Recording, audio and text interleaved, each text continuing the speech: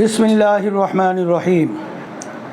প্রিয় দেশবাসী, জাতির এই অবস্মরণীয় বিজয়ে মহান আল্লাহ রাব্বুল আলামিনের দরবারে অসংখ্য শুকরিয়া জানাচ্ছি। আলহামদুলিল্লাহ।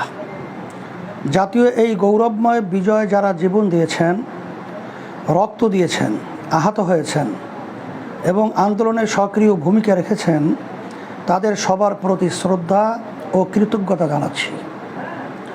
প্রিয় দেশবাসী, জালিমের বিরুদ্ধে ঐক্যবদ্ধতার সুফল আবারও প্রমাণ করেছি আমরা।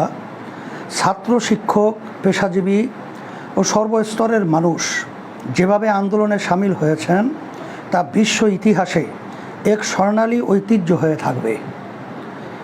প্রিয় দেশবাসী, জালিম দুর্নীতিগ্রস্ত এক নৃশংস স্বৈর শাসকের কবল থেকে আমরা মুক্তি পেয়েছি।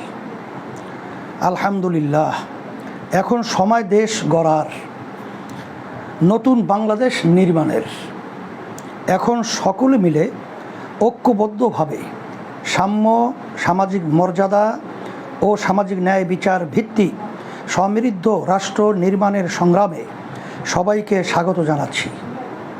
প্রিয় দেশবাসী, এই রাষ্ট্র আমাদের, দেশের প্রতিটি সম্পদ আমার আপনার টাকায় গড়া। দেশের 18 কোটি মানুষ মিলেই আমরা একটি জাতি। রাসূলুল্লাহ সাল্লাল্লাহু আলাইহি ওয়াসাল্লাম মক্কা বিজয়ের পরে যেভাবে সবাইকে নিয়ে উম্মাহ গড়ে তুলেছিলেন, আমরাও সেভাবে উম্মাহ গড়ে তুলব ইনশাআল্লাহ। সেজন্য দেশের কোনো সম্পদ যেন নষ্ট না হয় সেদিকে সতর্ক দৃষ্টি রাখুন। সংখ্যালঘু ভাই বোনদের নিরাপত্তা যেন ক্ষুণ্ণ না হয় সে বিষয়ে সজাগ থাকুন।